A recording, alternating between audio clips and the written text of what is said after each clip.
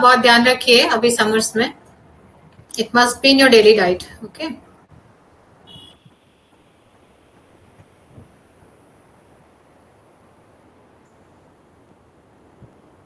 Now we were in calcium. Okay.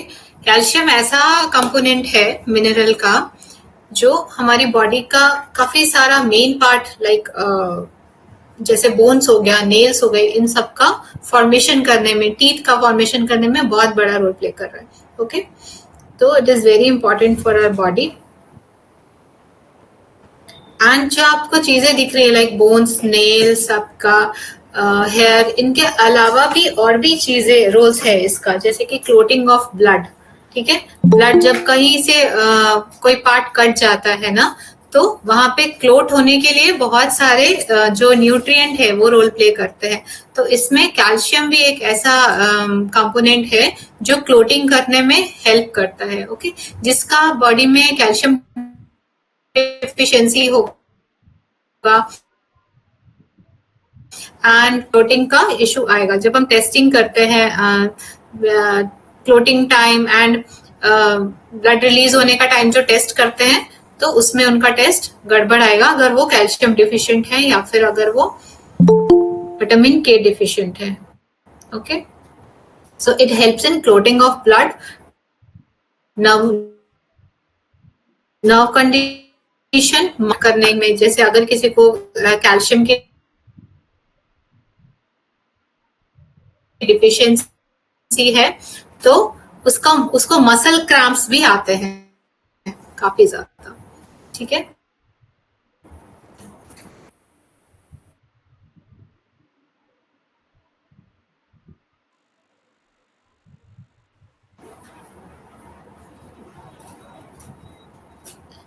Absorption, storage and excretion. अब इसका absorption कैसे होता है, स्टोरेज कितना होता है, एक्सक्रीशन भी होता है. ओके.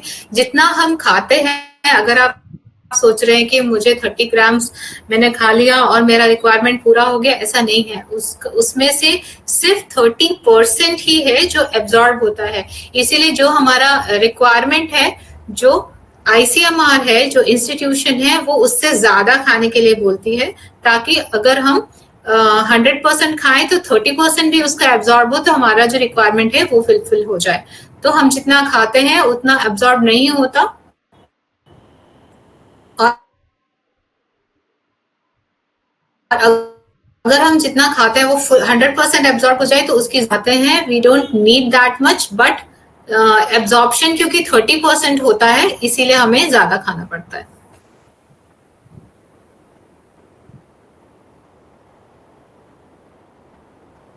और जो एक्स्ट्रा होता है, जो एब्जॉर्ब नहीं होता, उसका क्या होता है, कुछ पार्ट फीसेस के साथ निकल जाता है, स्टूल के साथ निकल जाता है, और कुछ पार्ट आपका यूरिन के साथ भी निकल जाता है.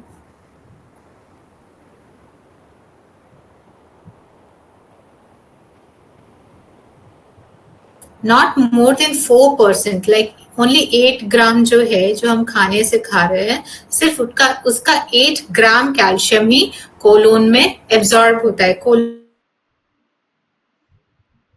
क्योंकि एब्जॉर्प्शन कहाँ से होता है, स्मॉल इंटेस्टाइन में. Colon means large intestine and small intestine both, but यहाँ पे जो कोलोन की बात हो रही है, that is small intestine.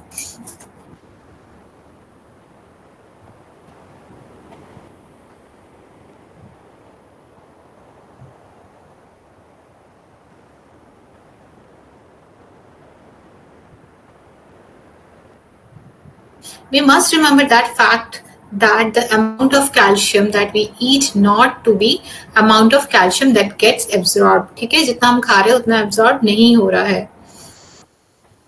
Also known as fractional absorption. क्योंकि पूरा नहीं हो रहा, इसलिए हम इसको क्या बोलते हैं, fractional absorption of dietary calcium. जितना हम खा रहे हैं वो पूरा नहीं absorb होता है. ठीक है. Age is one factor which influences the absorption of calcium. अगर कोई किसी की एज बहुत ज्यादा है तो भी एब्जॉर्प्शन कम हो जाता है. क्यों कम होता है, अगर वो इनएक्टिव है, जरूरी नहीं कि 60 इयर्स का कोई आदमी है और दूसरा 60 इयर्स का कोई आदमी है, उन दोनों में एब्जॉर्प्शन सेम अमाउंट में होगा. No, if one person is more active, तो उसमें कैल्शियम एब्जॉर्प्शन ज्यादा होगा, ठीक है। जब कभी आप मेडिसिन पे भी होते हैं, अगर कैल्शियम का सप्लीमेंट ले रहे हैं, I don't recommend anyone supplement, diet से आप कर सकते हैं पूरा, बट अगर कोई किसी को प्रेगनेंसी में या फिर किसी स्पेशल केस में, ऑस्टियोपोरोसिस में, अगर आपको कैल्शियम का एडवाइस किया है डॉक्टर ने या डाइटिशियन ने, तो उस टाइम आप खाइए जब आप एक्टिव रहें, ठीक है। जब आप डे टाइम में जब एक्टिव रहते हैं, कोशिश करिए उस टाइम में खाने का। अगर आप रात में सोने के पहले खाएंगे तो वो उतना परसेंट एब्जॉर्ब नहीं होगा जितना डे टाइम में एक्टिव टाइम में होगा, ठीक है। And second thing must be considered that जब भी आप मेडिसिन खाएं कैल्शियम का, या आपकी फैमिली में या फ्रेंड में कोई भी खाता है, उनको सजेस्ट करना है कि never take calcium with oxalate food like roti, गेहूं की चीजें, उनके साथ कभी भी नहीं लेंगे। खाने के साथ मोस्टली अवॉइड करना है, ठीक है। खाने के 1 घंटा बाद या खाने के 1 घंटा पहले हमेशा कैल्शियम मेडिसिन लेनी है, एम्प्टी स्टमक में, या फिर जब खाना खा चुके 1 घंटा हो चुका है, ठीक है। तो उस केस में ही आपको कैल्शियम मेडिसिन लेनी है। अगर आप साथ में लेते हैं तो क्या प्रॉब्लम हो सकती है, आपका स्टोन फॉर्मेशन हो सकता है। कैल्शियम ऑक्सिलेट मिलके क्या बनाते हैं, स्टोन बनाते हैं बॉडी में। तो ऑलवेज रिमाइंड दैट कि आपको खाने के साथ में कैल्शियम मेडिसिन नहीं लेनी है, ठीक है। डॉक्टर ये नहीं बताते, just the right that much amount of you have to take, but ये आपको बहुत ध्यान देना है इस बात पे।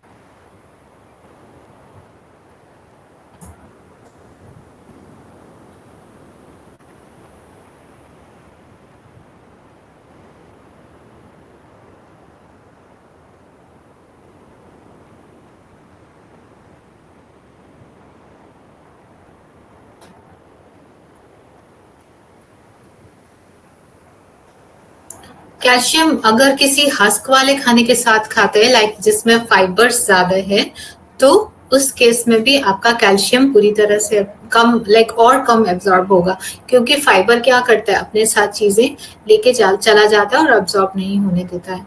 तो हम बादाम खाते हैं ना, उसका फाइबर निकाल के खाते हैं, क्यों, छिलका, क्योंकि उसमें जो फाइबर है वो अपने साथ काफी न्यूट्रिएंट अपने साथ लेके स्टूल में निकल जाएगा, इसीलिए उसका छिलका निकाल के खाया जाता है, ताकि एब्जॉर्प्शन ज्यादा हो, उसमें जो विटामिन ई है और जो और एसेंशियल फैटी एसिड्स हैं वो सब पूरे एब्जॉर्ब हो, या मैक्सिमम अमाउंट ऑफ एब्जॉर्ब हो।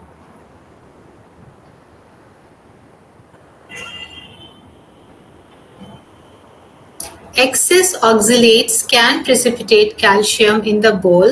Bowel मतलब आपका स्टूल, ठीक है।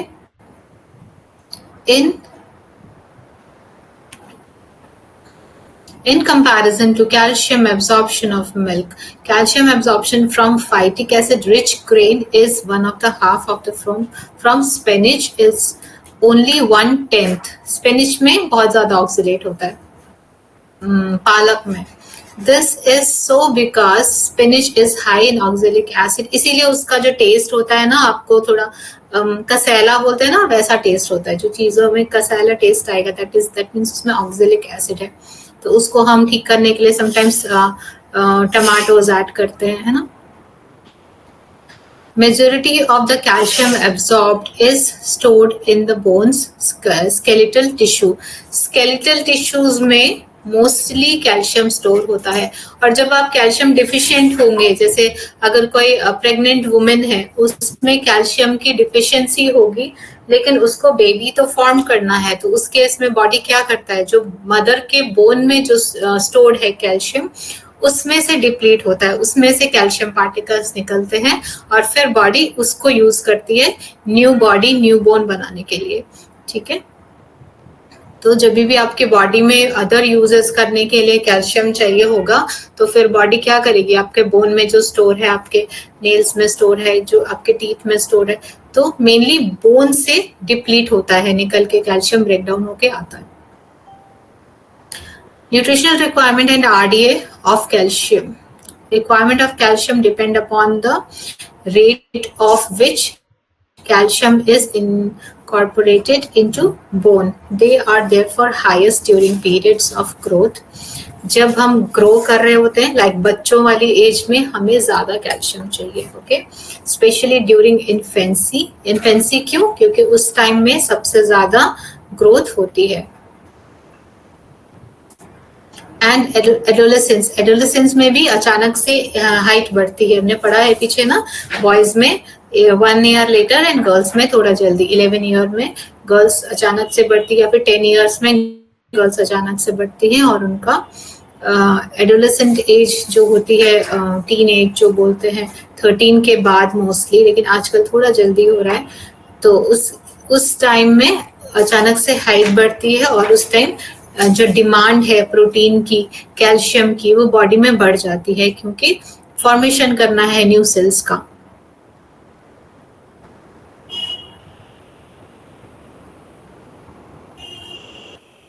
और मैक्सिमम आपका हाइट कब तक बढ़ जाता है, that is 25 years of age. The RDA of Indian adult male is based on replacing the losses of calcium in urine, stool, bile and sweat. आपका जो बाइल सिक्रेट हो रहा है आपका गॉल ब्लैडर से, उसके बाद वो बाइल जाके सिक्रेट होने के बाद कहाँ जा रहा है, स्टूल में अल्टीमेटली जाता है। स्टूल का कलर येलो जो होता है वो किस वजह से होता है, वो बाइल की वजह से होता है। बाइल पिगमेंट का कलर क्या है, येलो।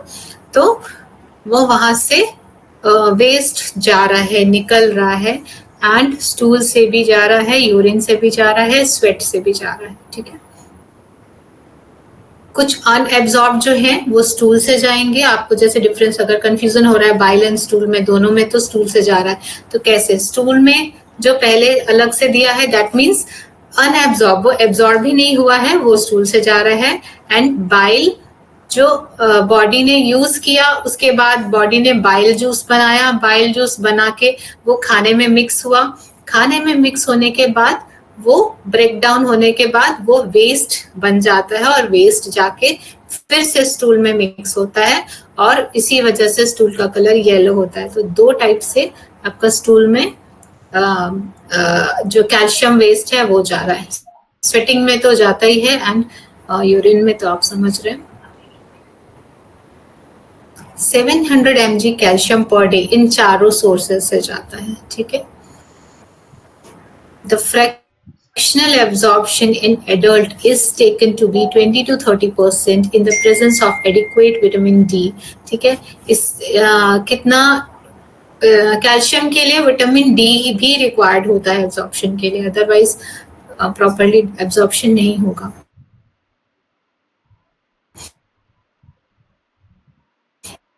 Calculated separately. उसके बाद हमने ऊपर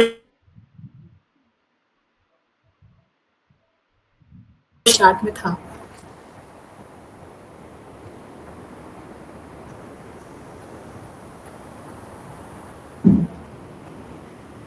डिफिशियंसी होगा तो क्या होगा, if there is continued inadequate in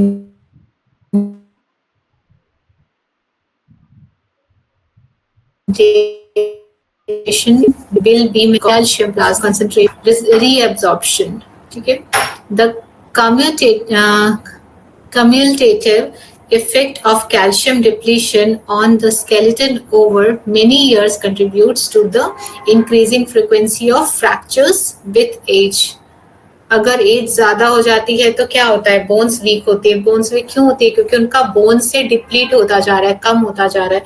so mostly क्या होता है कि हम डिमांड पूरी नहीं कर पा रहे हैं, और हमारा एब्जॉर्प्शन एज के साथ साथ खराब हो रहा है इनएक्टिव होने की वजह से। तो फिर क्या होगा, बॉडी को तो उतना ही चाहिए जितना डिमांड है, वो तो वो लेगा ही। तो उसके लिए वो क्या करेगा, बोन से ले रहा है कैल्शियम, इसीलिए एज के साथ साथ डिप्लीट होता जाता है, ठीक है। इसीलिए ओल्डर एज में क्या बोलते हैं, ज्यादा कैल्शियम लेने के लिए। क्यों, क्योंकि एब्जॉर्प्शन ही कम हो जाता है। But if we are active then हमारा एब्जॉर्प्शन अच्छा रहेगा। Calcium and osteoporosis.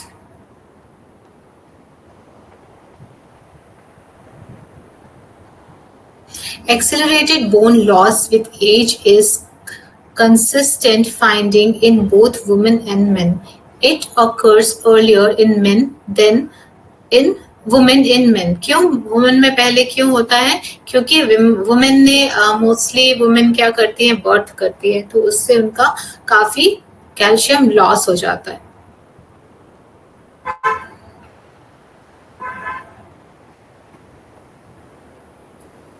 It occurs earlier in women than in men as decreased estrogen production in menopause is associated with accelerated bone loss in women. Estrogen जो hormone है women में जो release होता है, ये भी रोल प्ले करता है गुड एब्जॉर्प्शन के लिए, ठीक है। तो अगर ये डिक्रीज होगा तो फिर कैल्शियम एब्जॉर्प्शन भी डिक्रीज होगा।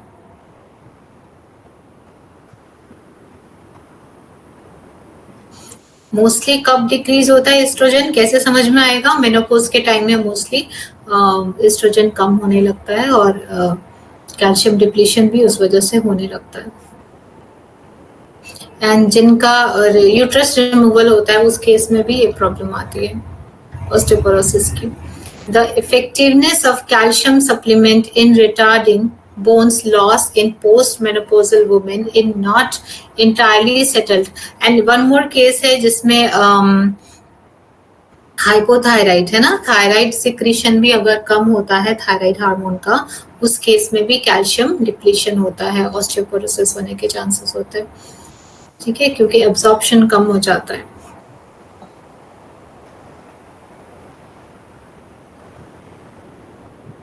कैल्शियम एंड हाइपरटेंशन, कैल्शियम और हाइपरटेंशन का क्या रोल है, let's see.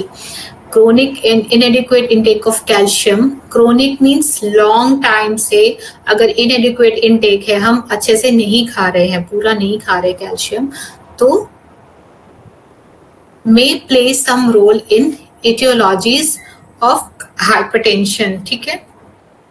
Calcium deficiency has been linked to hypertension, hypertension होने का भी चांसेस हो जाता है अगर बहुत लॉन्ग टाइम से लाइक 10 to 15 ईयर्स से हम डिप्लीटेड ही हैं, तो हाइपरटेंशन होने के चांसेस होते हैं। टॉक्सिसिटी होगा तो क्या होगा, लाइक अगर एक्सेस हो रहा है कैल्शियम इनटेक तब क्या होगा, elevated blood calcium can occur in associated with high parathyroid hormone, ठीक है। हाइपर हो जाएगा, मैंने क्या बोला, हाइपो में कम होता है कैल्शियम, है ना, और बोन डिप्लीशन होता है, लेकिन हाइपर जब होगा, जब ज्यादा थायराइड हार्मोन रिलीज हो रहा है, उस केस में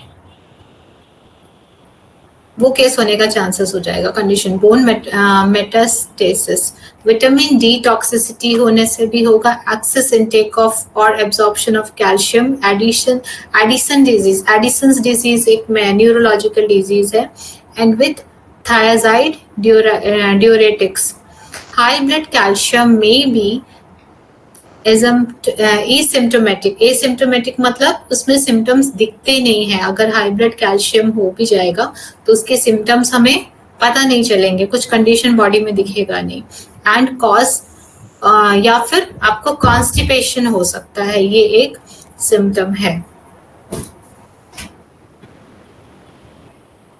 कॉन्स्टिपेशन, नॉजिया और वॉमिटिंग बहुत ज्यादा टॉक्सिसिटी होने से होगा, और ये एसिम्टोमेटिक भी हो सकता है, मतलब उसका सिम्टम्स आपको नहीं पता चलेगा, कुछ भी बॉडी में नहीं पता चलेगा।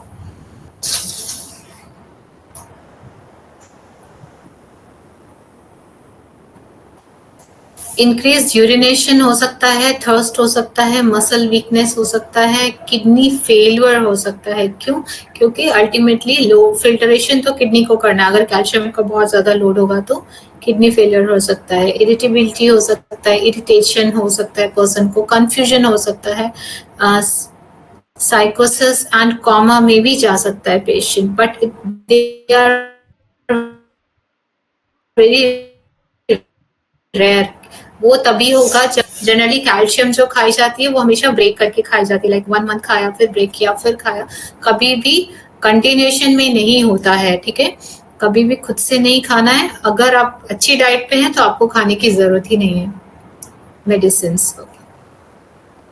The role of calcium supplement, अगर ये सब सिम्टम्स है किसी में तो ये मत सोचिए आपको हाइपर कैल्सेमिया हो गया या टॉक्सिसिटी हो गई है, ओके। अगर आप मेडिसिन पे नहीं है, कैल्शियम मेडिसिन पे, तो आपको वो नहीं हुआ है और किसी और रीजन से है, ठीक है। Supplements in eliciting hypercalcemia, hypercalcemia जैसे मैंने अभी बोला कैल्शियम का ज्यादा टॉक्सिसिटी होना, has always been under scrutiny. Since the efficiency of absorption from large doses is poor, no adverse effect have been found with calcium supplements providing up to 2400 mg per day. ठीक है, अगर कोई रोज भी खा रहा है 400 mg तो भी एडवर्स इफेक्ट नहीं है इसका. However, at such high level, iron absorption is reduced and risk of iron deficiency increase. लेकिन अगर लॉन्ग टाइम तक अगर हाइपर कैल्सियमिया हुआ तो आयरन डिफिशियंसी होने के चांसेस हो सकते हैं. ठीक है, practical suggestion would be not to consume high dose of calcium. Okay, it is not recommended. It also may cause stones in your kidney or your like urinary part. Okay, urinary bladder. So it is not advisable to take to yourself. हमेशा किसी health care provider से ही suggestion से लेना है.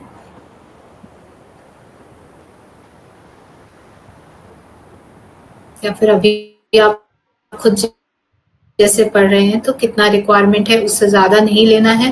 And always make sure you are having breaks in your medicine and must have to take कि आपको खाने के साथ कभी भी मेडिसिन नहीं लेना है कैल्शियम वाली. ओके,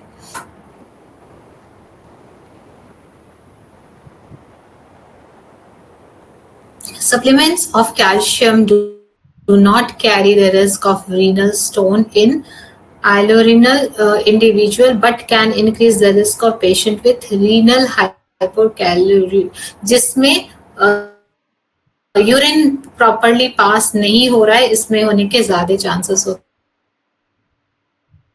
हैं. In fact protect against renal calculi. Renal calculi मतलब renal stone. Okay, renal stone मतलब आपका किडनी में स्टोन होना. कैल्कुलाई मतलब कैलकुलस, लाइक एक स्टोन टाइप का पार्ट होना. Because it binds dietary oxalate and reduces oxalate excretion. क्या करता है ये, ज्यादा कैल्शियम होने से जो डाइट से जो ऑक्सिलेट खा रहे हैं उसके साथ बाइंड करके कैल्शियम ऑक्सिलेट का छोटे छोटे लाइक साल्ट होता है ना, साल्ट NaCl, उसी तरह कैल्शियम का भी साल्ट के फॉर्म में ही हो जाता है अल्टीमेटली वो. तो वो जाके छोटे जाके प्रेसिपिटेट होते एक के ऊपर एक और एक तरह से वो कैल्कुलाई का एक स्टोन का फॉर्मेशन कर देते हैं. तो ऑक्सिलेट एंड कैल्शियम मिलके बनाते हैं. समटाइम्स सिर्फ ऑक्सिलेट का भी बन जाता है. ऑक्सिलेट को वो पकड़ के रख लेता है एंड ऑक्सिलेट निकल नहीं पाता है बॉडी से एक्स्ट्रा और वो कैल्कुलस बना देते हैं. An upper limit of calcium intake of 3 gram daily is recommended by the WHO 2004. Calcium जो आप बाहर से ऊपर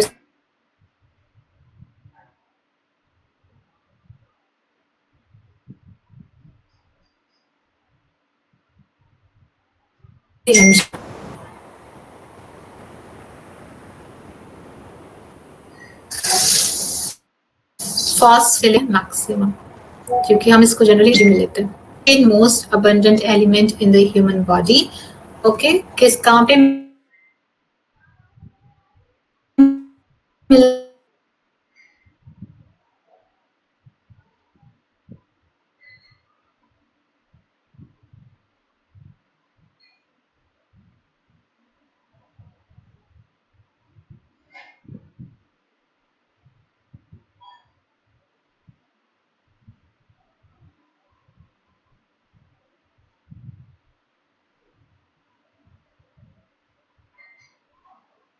metal state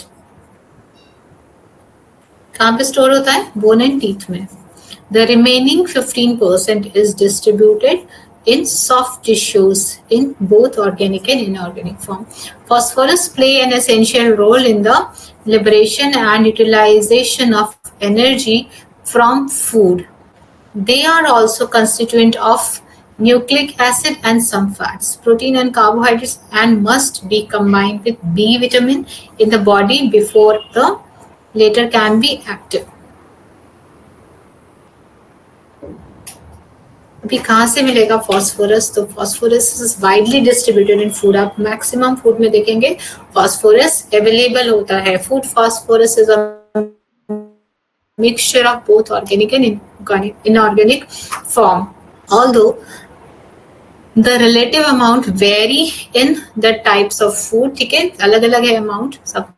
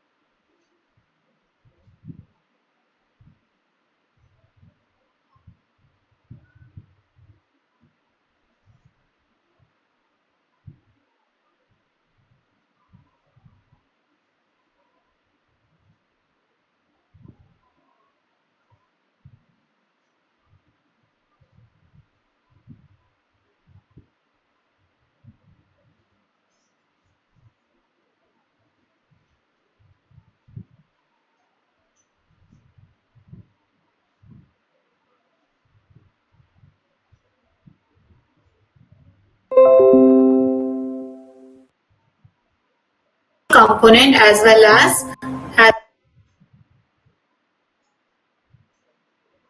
a role in metabolic reaction. Inorganic phosphorus, the major function of inorganic phosphorus include structural component of bone teeth, हमने ऊपर भी पढ़ा है. ठीक है, एसिड बेस बैलेंस करता है बॉडी में, है ना. हम बहुत चीजें एसिडिक खाते हैं, बहुत चीजें बेसिक होती हैं बॉडी में, तो उनका बैलेंस बनाना बहुत जरूरी है. हमारा बॉडी का पीएच एंड ब्लड का पीएच कितना है? 7 न्यूट्रल है, 7.4 7.2 ऐसा है. तो वो बैलेंस बनाना हमारी बॉडी के लिए बहुत जरूरी है, अदरवाइज हमारे बहुत सारे डिजीजेस हो सकते हैं. तो वो कौन रोल प्ले कर रहा है? आपका calcium intake. Organic phosphorus is the individual of the following reaction component. Structural component of nucleic acid. It is important component of DNA और RNA. ठीक है, जब हर किसी की बॉडी में DNA एंड RNA होता ही है. जब बेबी फॉर्म होता है तभी इसे DNA and RNA first component कह सकते हैं. तो एक स्ट्रक्चर कौन बनाता है? तो DNA RNA, और DNA RNA को कौन बनाता है? कैल्शियम की हेल्प से बनता है. Okay, components of cell membrane. Cell membrane का भी ये एक मेन कंपोनेंट है.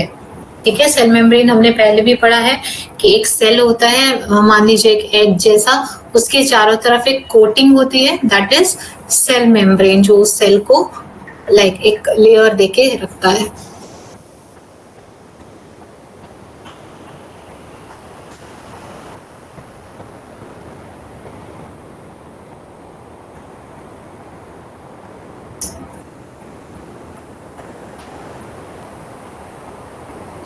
हमारे बॉडी में बहुत सारे एंजाइम एक्टिविटीज करते रहते हैं ना, लाइक फूड डाइजेस्ट करने में और भी बहुत सारी चीजों में एंजाइम्स लगता है. तो उनको उनका मेटाबॉलिज्म कौन रेगुलेट करता है? तो उसमें भी यहाँ पे कैल्शियम एक रोल प्ले कर रहा है.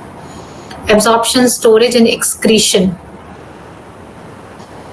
As you have seen, the food contains both organic and inorganic phosphorus, but most of the absorb in its inorganic form. ठीक है, organic form में absorb नहीं होता है. Therefore, organically bound phosphorus is hydrolyzed in the human by the intestinal phosphates. However, organic phosphates or of phytic acid may not be available.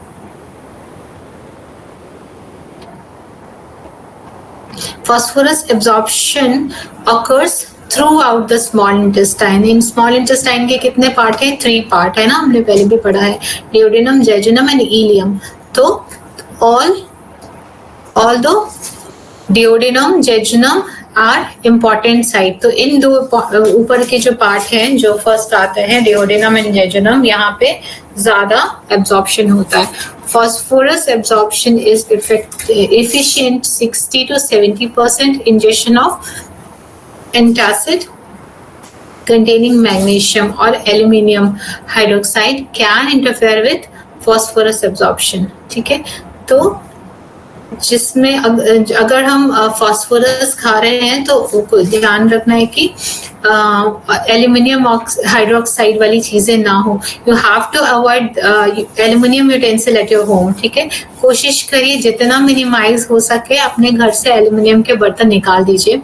आप just boiling के लिए रख रहे हैं, it is okay, but cooking के लिए जिसमें आप मूव कर रहे हैं, आपका जो लैडर है उसको मूव कर रहे हैं, बार बार उसमें सब्जी हिल रही है ना, फ्रिक्शन हो रहा है, तो उस केस में एल्युमिनियम कंपोनेंट उसमें जाएगा ही. ठीक है, जो खट्टी चीजें हैं उसमें तो अपने आप आ जाएगा बिना हिलाए. ठीक है, अपने आप वो उसके साथ रिएक्ट करके एल्युमिनियम उसके अंदर आ जाएगा खाने के अंदर. बट अगर आप खाने को एसिडिक नहीं भी है, बेसिक खाना ही अगर बना रहे हैं, अल्कलाइन ही बना रहे, लेकिन जब आप उसको मूव कर रहे हैं, क्योंकि एल्युमिनियम बहुत सॉफ्ट होता है, वो इजीली निकलता है, इजीली वाइप अप होता है, तो जब आप उसको मूव कर रहे हैं तो मूवमेंट की वजह से, फ्रिक्शन की वजह से उसमें खाने में एल्युमिनियम का पार्टिकल आता है, and it is hazardous for health. So try to avoid aluminum utensil at your home, especially for young, like जो children हैं उनके खाने में जरूर अवॉइड करिए. It is important to note that unlike calcium absorption efficiency of phosphorus does not increases on low intake, nor any adapted mechanism is available for the same. Most phosphorus is absorbed by passive concentration dependent process. ठीक है, passive concentration क्या होता है, अगर कहीं पे कम calcium है या कम फास्फोरस है, कहीं पे ज्यादा है, तो अपने आप वो कम की तरफ जाता है, जैसे ऑस्मोसिस होता है ना, kind of that.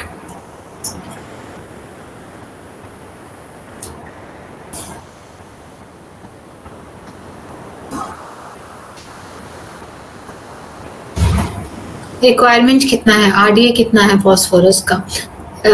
Phosphorus are closely linked with those of calcium. Phosphorus requirement are fully met usually when diet provided adequate calcium, as these two minerals generally occur together in food. जिसमें आपको calcium मिलेगा mostly उसमें phosphorus भी रहता ही है, और जितना आपको फास्फोरस, जहाँ जहाँ आपका बॉडी में फास्फोरस मिलेगा वहाँ वहाँ आपको कैल्शियम भी मिलेगा. ठीक है, तो बोन, टीथ एंड नेल्स, इन सब में ये दोनों ही चीजें लगती है.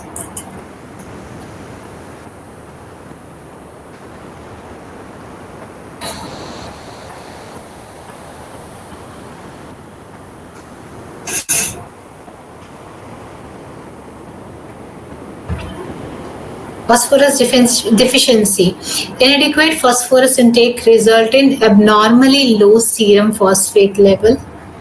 ओके, ब्लड टेस्ट में हम जब करते हैं तो हमको उसमें फॉस्फेट्स भी मिलता है.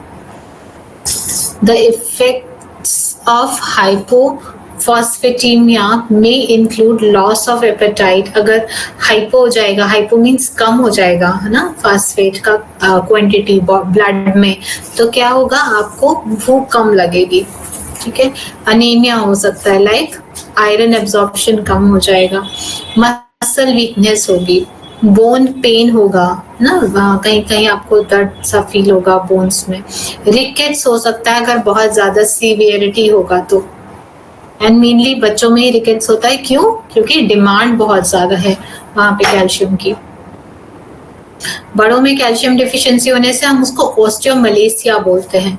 ठीक है, increased susceptibility to infection easily हो सकता है. ठीक है, numbness and tingling of the extremities, मतलब जो एंड्स पार्ट है, लाइक यहाँ पे टिप्स में, आपका टोज में ऐसा लगेगा कि सेंसेशन नहीं है, उतना फील नहीं आ रहा है, ऐसे कर रहे हैं तो उतना ज्यादा फील नहीं आ रहा, तो दैट इज एक्सट्रीमिटीज. एंड वहां पे टिंगलिंग जैसा, अजीब सा झंझन जैसा फील होगा. एंड डिफिकल्टी इन वॉकिंग, उतना स्ट्रेंथ नहीं लगेगा आपको वॉकिंग करने में, थोड़ा मुश्किल होगा फीट को अच्छे से सीधा करके रखने में, जमाने में, तो आपको थोड़ी प्रॉब्लम लग सकती है अगर फॉस्फोरस डिफिशिएंसी है तो.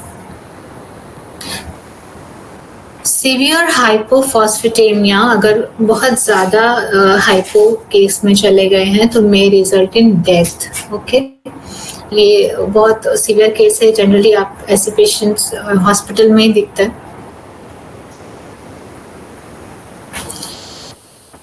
ठीक है, और ऐसे नॉर्मली जो ठीक ठाक खाना खा रहे गरीब लोग में भी इतना ज्यादा हाइपो नहीं होता है, जिनको दिन में एक बार भी वो खाना खा रहे फिर भी उनमें इतना ज्यादा कम नहीं होता कि उनको वो डेथ हो जाए। ठीक है, क्योंकि काफी इजीली हर खाने में मिल जाता है फास्फोरस।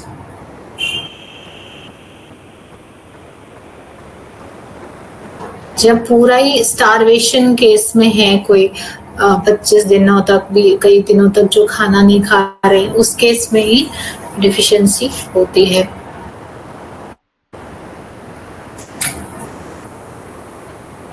और भी कुछ लोग हैं जिनको डिफिशियंसी हो सकती है, जो अल्कोहलिक्स हैं या डायबिटीज है जिनको, तो उनके केस में भी डिफिशियंसी होती है।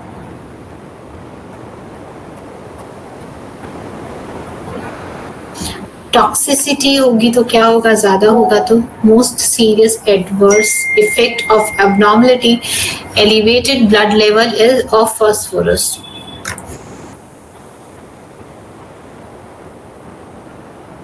इसको बोलेंगे हम हाइपर फॉस्फेटेमिया। ठीक है, फॉस्फेट का हाइपर होना। ठीक है, तो hyper फॉस्फेटेमिया, calcification of non-skeletal tissue, most commonly in kidney. Such calcium phosphate deposition can lead to organ damage.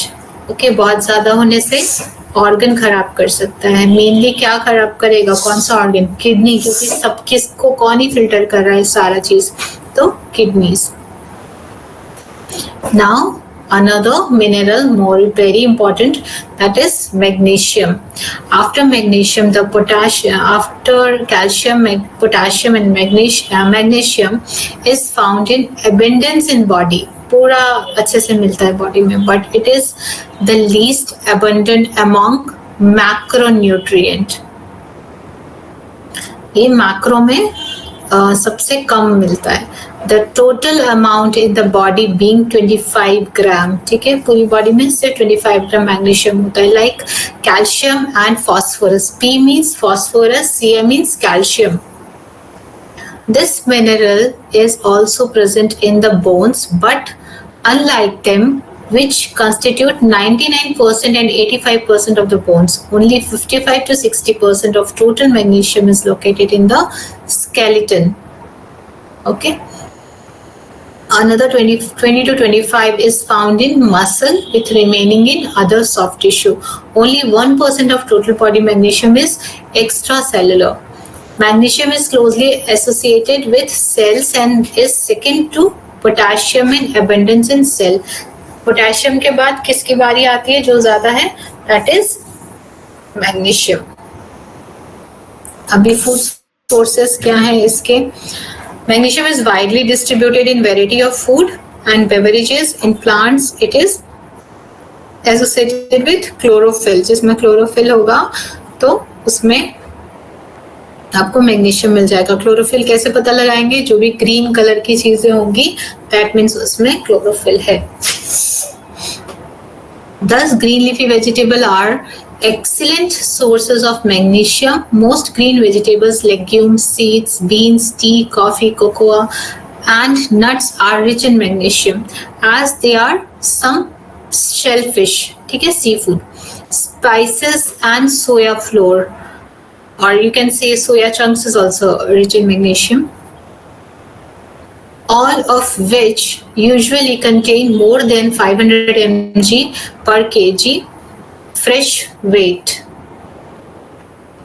Although यहाँ पे fresh होना चाहिए, contain more than 500 mg per kg fresh weight. ठीक है, although most unrefined cereal grain are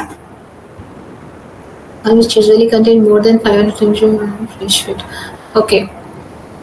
Although most unrefined calcium grains are responsible sources, many high refined flours, like जिसको बहुत ज़्यादा उनका जो ब्रांड है वो निकाला हुआ है, उसका जो चोकर बोलते हैं वो निकाला हुआ है, या फिर ट्यूबर्स हैं जो मिट्टी के नीचे जो ट्यूबर्स होते हैं, yam वगैरह. Fruits and most oil and fats contribute little dietary magnesium. Refining of whole cereal can reduce the magnesium content by 80%. तो हमें क्या करना है, रिफाइनिंग नहीं करना है, हमें होल व्हीट या होल ग्रेन्स चूज करके इसको यूज करना है.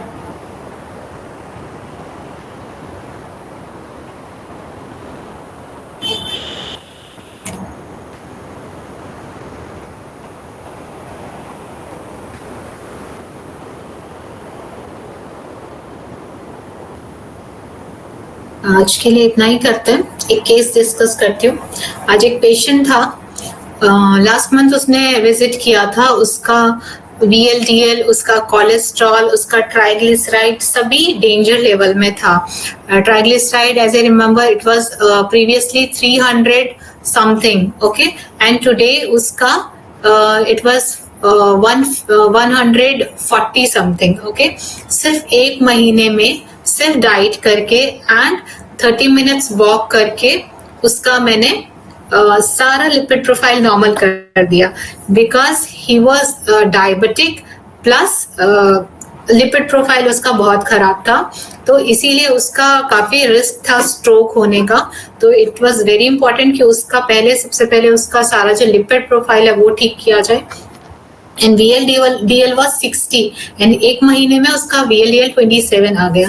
तो it is very easy to reduce and normal your lipid profile, and it is very important कि आपका lipid profile अच्छा हो, otherwise heart stroke and बहुत सारी complication हो सकती है.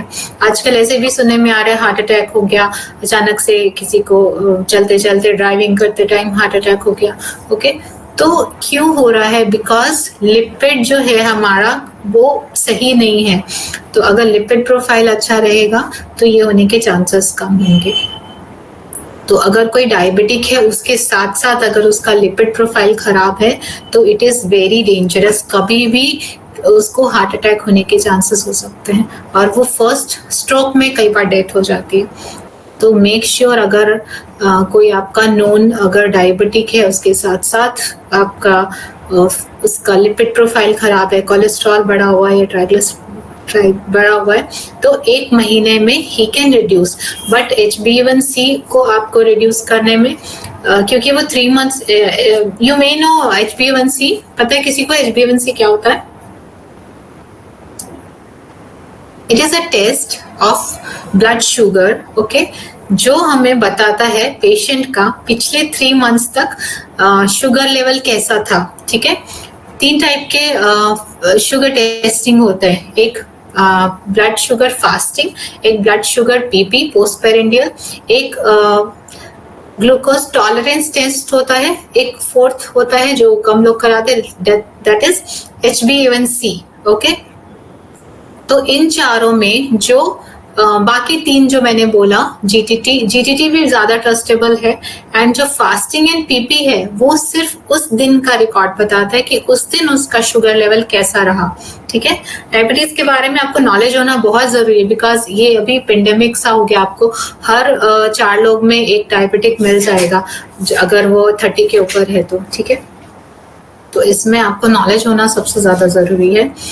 तो जो ये 4 टेस्ट होते हैं, तो हो सकता है कि कोई पर्सन है 1 साल से डायबिटिक है उसको पता नहीं है. ठीक है, एंड जिस दिन वो टेस्ट कराने गया उस दिन भी उसका ब्लड शुगर नॉर्मल आ गया. होता है किसी डायबिटिक पर्सन का भी किसी एक दिन नॉर्मल होता है, किसी दूसरे दिन अगले दिन बढ़ा हुआ आ सकता है क्योंकि उसने खाना डिफरेंट खाया होता है. ठीक है, लेकिन ये जो टेस्ट होता है HbA1c, इस टेस्ट में हम पिछले 3 महीने तक का रिकॉर्ड हमारे पास होता है और एक एवरेज करके वो बताते हैं. एक परसेंटेज में वो रिपोर्ट्स आती है, लाइक अगर 5 से नीचे है then he is non diabetic, 5 to 6 है मतलब गुड कंट्रोल में है, डायबिटिक में ही आएंगे और प्री डायबिटिक में आएंगे.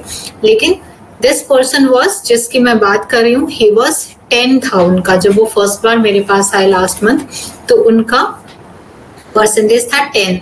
So it was very dangerous कि इतना बड़ा शुगर लेवल होना एंड साथ में इनका सारा लिपिड प्रोफाइल बहुत खराब, VLDL का बढ़ना इज वेरी डेंजरस, तो इन दोनों का बढ़ना साथ में इज वेरी डेंजरस। तो अच्छे से काउंसिल किया मैंने उसको, and this today he comes and with good cholesterol level and good VLDL, I was very happy. क्योंकि अगर आप सिर्फ नॉलेज से नहीं होगा, आपको पेशेंट को कन्विंस करना पड़ेगा कि आप इसको फॉलो करिए, ये कितना डेंजरस हो सकता है। आप उसको ऐसी डाइट देनी होगी जो वो फॉलो कर सके, ठीक है। People are working nowadays and बहुत बिजी होते हैं, ऑफिस वर्क होता है, टाइम कम होता है खाने का, तो आपको इस तरह से मॉडिफाई करना होगा। आपको अपनी डाइट में भी इस तरह से डाइट को मॉडिफाई करना होगा कि आप अपनी बिजी लाइफ के साथ गुड डाइट खा सके, ठीक है। तो आई वाज वेरी हैप्पी कि मैम आपने मुझे बचा लिया। तो ये शेयर करना था मुझे आपके साथ। तो ध्यान रखिए कि आपके घर में कोई भी 30 इयर्स के अबव है या 40 इयर्स एटलीस्ट, उनको जरूर एक बार टोटल हेल्थ चेकअप कराना चाहिए। एंड अगर उनका कोलेस्ट्रॉल लेवल, लिपिड प्रोफाइल पूरा तो कराना ही चाहिए, उसमें कुछ भी गड़बड़ है तो उसको जरूर रेक्टिफाई करना चाहिए। विद द डाइट उनका कुछ भी मेडिसिन नहीं चला, सिर्फ डाइट से उनका ये नॉर्मल हुआ है, ठीक है। And just 30 minutes walk per day. And थोड़ा मिस किया, उन्होंने बोला वॉकिंग थोड़ा मिस किया, बट फिर भी he follows very well. And gradually I have target, अभी मेरा नेक्स्ट टारगेट है कि उनका HbA1c नॉर्मल करना है, लाइक जो ब्लड शुगर है उनका वो नॉर्मल लेवल पे लाना है। बट अगर वो जब नॉर्मल भी हो जाएंगे तभी भी आई नेवर सजेस्ट कि वो शुगर अब खा सकते हैं, बिकॉज शुगर हमेशा से हार्मफुल है, ठीक है। तो वो हर चीज खा सकेंगे नॉर्मल, बट शुगर इनटेक उनको ओकेजनली ही रखना होगा। किसी के लिए भी एवरीडे शुगर नहीं खाना है अगर वो ओबेज है। एंड साथ साथ उन्होंने वेट लॉस भी किया, जस्ट 5 kg इन 1 month, तो इतना ही आइडियल है, उससे ज्यादा वेट लॉस करने की जरूरत नहीं है। मैक्सिमम 6 kg, उससे ज्यादा वेट लॉस नहीं करना चाहिए। तो it should be gradually and study. So आप भी हेल्दी रखिए अच्छे डाइट के साथ खुद को, एंड अपना आसपास के लोगों को भी हेल्दी रखिए। तो इसके लिए हमें क्या चाहिए? गुड डाइट, थोड़ा सा अगर टाइम निकाल के एक्सरसाइज करें तो वो एक लाइक होता है ना, एप्रिसिएशन की तरह हो जाएगा, एक एडिशनल पार्ट हो जाएगा। तो दोनों मिलके बहुत अच्छा काम करते हैं, but diet is very important in your to being healthy, ठीक है। किसी को हेल्दी बनाने के लिए डाइट बहुत ज्यादा, आजकल बहुत आउटसाइड फूड खा रहे हैं, प्रोसेस्ड फूड खा रहे हैं, वो भी क्या करते हैं अंदर जाके स्टिक हो जाते हैं इंटेस्टाइन में, एंड उसमें फैट कंटेंट बहुत ज्यादा होता है। तो इस पर्सन, क्योंकि ही इज बिजनेसमैन, तो इन्होंने मुझे बताया कि मैंने कम किया बाहर का खाना, बट ही एक्सेप्टेड कि उन्होंने 3 बार बाहर का खाना खाया, बट फिर भी उनको थोड़ा मैंने एजुकेट किया बाहर में भी आपको क्या चूज करना है। अगर आपको जाना ही पड़े, अगर आपको सोशल गैदरिंग करनी ही पड़े, तो किस तरह से आप चीजों को चूज करेंगे।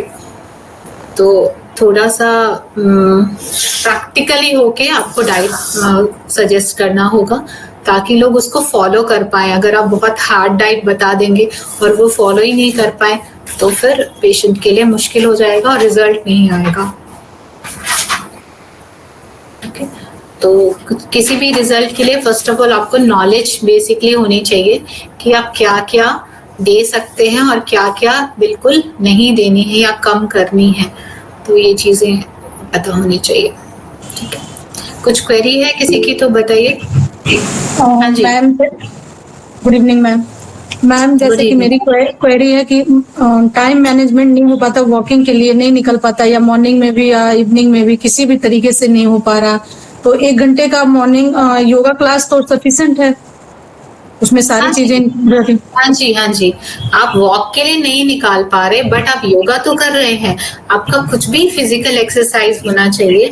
I just recommend mostly walk, क्योंकि वो इजी है, उसके लिए कोई इंस्ट्रक्टर नहीं चाहिए, ठीक है। तो कई लोग जिम भी जाते हैं तो फिर छोड़ देते हैं, या फिर योगा करते हैं फिर छोड़ देते हैं। तो जो ये सब नहीं कर पाते उस केस में आप वॉक में सजेस्ट करती हूँ, क्योंकि वो इजी है। एंड सेकेंड थिंग, आप घर पे थोड़ा सा डांस फॉर्म होता है ना, जुम्बा, वो थोड़ा करिए. Like you have to move your body. आपको बॉडी को मूव करना पड़ेगा ताकि जो पेट में stubborn फैट है वो नहीं आए. और yoga is better than walking. अगर आप योगा करें, योगा में तो आप सारे पार्ट्स को मोबिलाइज कर रहे हैं, दैट इज बेटर. तो कुछ भी एक करना है, जरूरी नहीं आपको वॉक ही करना है. नहीं, मैं तो योगा मैं करती हूँ मैम 1 घंटे मॉर्निंग में 5 to 6 o'clock. हाँ, that is sufficient for you. Yoga plus diet you have to do. अगर आप ये दोनों चीजें कर रहे हैं तो आपको आगे चल के कोई भी बीमारी नहीं होगी. और सारी आगे की जो चीजें हैं, मेनोपॉज एंड बहुत सारे चेंजेस आते हैं, ऑस्टियोपोरोसिस, ये सब चीजें आप फेस नहीं करेंगे, प्रॉब्लम फेस नहीं करेंगे. मोनोपॉज तो सभी फेस करेंगे, बट जो उसके साथ हार्मोनल इम्बैलेंसेस होते हैं, हॉटनेस होती है, लाइक स्वेटिंग वगैरह, ये सब चीजें नहीं आती हैं जिनका हार्मोनल इम्बैलेंस नहीं होता. तो अगर आप हेल्दी डाइट खा रहे हैं, अच्छे न्यूट्रिएंट्स खा रहे हैं, तो आपको हार्मोन्स प्रॉपरली सेटल डाउन होंगे और वो आपको प्रॉब्लम क्रिएट नहीं करेंगे. आप हेल्दी लाइफ जी पाएंगे. Okay, thank you ma'am. या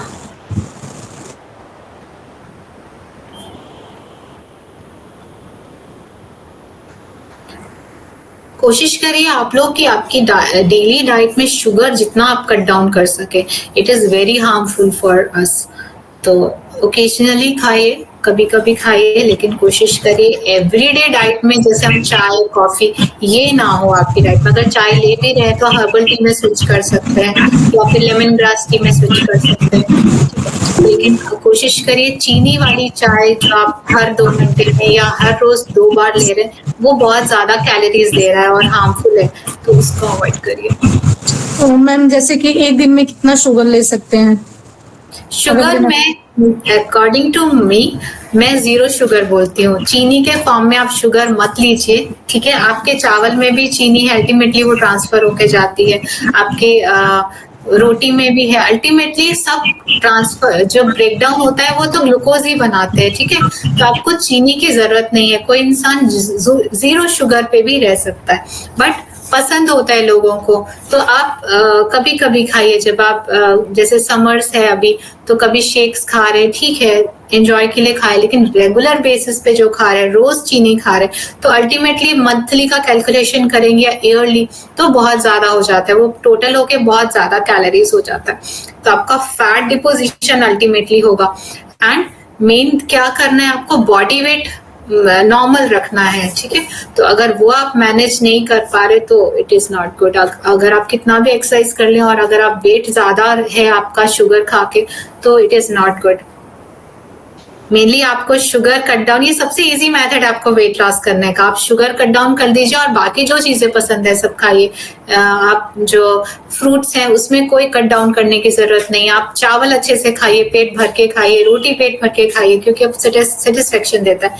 लेकिन चीनी जो है, 1 चम्मच चीनी ही बहुत ज्यादा कैलोरीज देता है. 1 चम्मच चीनी की जगह आप आराम से 2 रोटी खा सकते हैं, जो आपका पेट भी भरेगा, है ना. तो कोशिश करिए चीनी के फॉर्म में जितना कट डाउन हो सके उतना खाइए. मैम जैसे उसकी जगह गुड़ तो ले सकते हैं, मतलब मैं खुद के लिए नहीं करूँ, ऐसे तो मैं खुद ही योग से मैं तो मैनेज कर लेती हूँ. हाँ, कंपैरिजन अगर किया जाए तो चीनी के कंपैरिजन में गुड़ बेटर है, क्योंकि वो रिफाइंड नहीं है, ठीक है. लेकिन अगर कोई मोटा है, ठीक है, उसका आइडियल वेट होना चाहिए 60, लेकिन वो है 80 kg, तो उस केस में उसको गुड़ नहीं लेना है, क्योंकि अल्टीमेटली वो भी बहुत कैलोरीज दे रहा है. कैलोरीज तो वो भी ज्यादा दे रहा है, तो उस केस में उनको गुड़ भी नहीं लेना अगर वो वेट लॉस करना चाहता है तो. क्योंकि गुड़, हनी और ये या गन्ने का जूस या फिर खजूर, ये सब बहुत ज्यादा कैलोरीज देते हैं. ये तब खाने के लिए जब आपको कम कैलोरी हो रही है, आप डिफिशिएंट है, वीक है, उस केस में के लिए बनी है चिप्स चीजें. लेकिन अगर आप ऑलरेडी ज्यादा एक्स्ट्रा फैट लेके बॉडी में बैठे हैं, एक्स्ट्रा स्टोर है, तो फिर आपको ये सब चीजों की जरूरत नहीं है. आप टेस्ट के लिए खाइए समटाइम्स, लेकिन आपको जरूरत नहीं है इन चीजों की. Thank you so much ma'am. Okay, good night ma'am. Okay, good night everyone. Class को एंड करते हैं यहीं पे. जय Shri Krishna. Good night ma'am. Good night. जय श्री कृष्ण. हाँ, जय श्री कृष्णा मैम.